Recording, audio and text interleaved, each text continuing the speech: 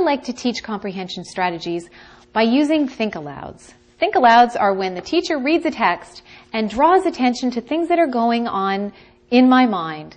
And things that I like to focus on are before reading strategies, so I have them posted in the classroom. So I have 2 posters that are focusing on before reading strategies. I have during reading strategies, and I have after reading strategies. And I'll introduce a text like this, which was one that we looked at the beginning of the year from our biography unit. And it's the story about Iqbal Masih, who is a child laborer from Pakistan.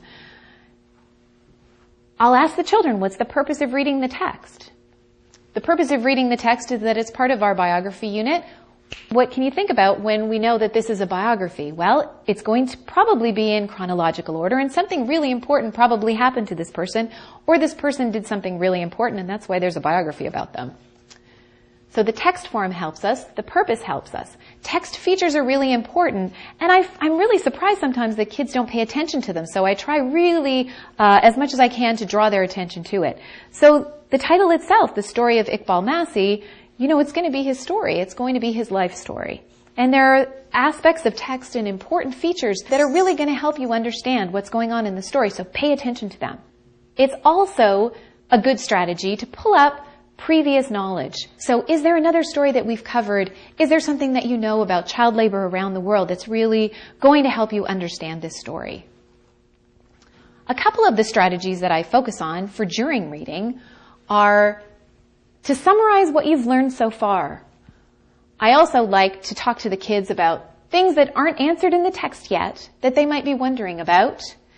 And in order to ensure that they're understanding, get them to retell or I retell or summarize what's gone on.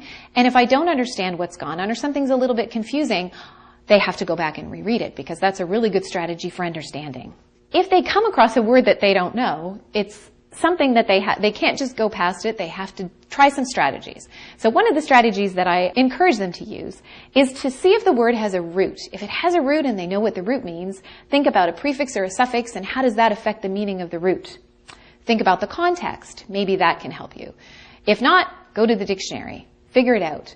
Another during reading strategy is to evaluate and ask questions about the story. And finally, when you get to the end of the story, it's really important to get the child to reflect upon what they have learned from the story. So to summarize it in their own words, and then I know that they've understood the story, and I can articulate, when I do a think aloud, I can articulate all of these for them so they see it modeled. And that's very helpful for the students.